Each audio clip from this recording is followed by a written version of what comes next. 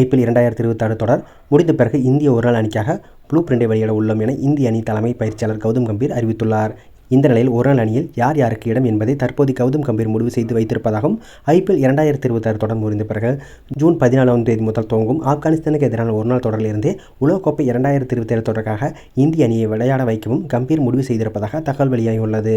ஒருநாள் உலகக்கோப்பை 2027 தொடருக்கு முன்பு வரை இந்திய அணி 15 முதல் 20 ஒருநாள் போட்டிகளில் மட்டுமே பங்கேற்க உள்ளது.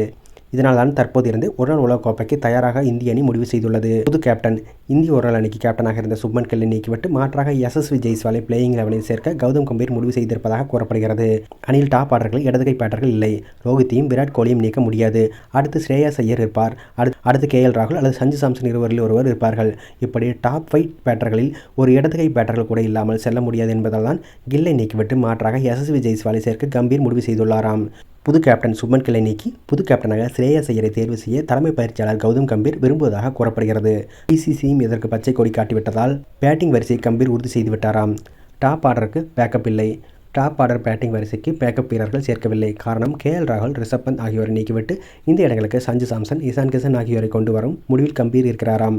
இதில் சஞ்சு சாம்சன் பினிஷராக இருப்பார். பேக்கப்பாக இசான் கிஷன் இருப்பார். ஒருவேளை டாப் ஆர்டரில் எந்த ஒரு வீரருக்கும் காயம் ஏற்பட்டால் மாற்றாக இசான் கிஷனை ஆட வைக்கும் முடிவு செய்துள்ளதாக கூறப்படுகிறது. ஒருநாள் உலகக்கோப்பை 2027 தொடர் தென்னாப்பிரிக்காவில் நடைபெற உள்ளதால் அதற்கேற்ப வேகப்பந்து வீச்சாளர்கள், ஆல்ரவுண்டர்கள் அதிக அளவில் சேர்ப்பதற்காகத்தான் டாப் ஆர்டர் பேட்டர்களுக்கு பேக்கப் இல்லாமல் செல்ல உள்ளார்கள்.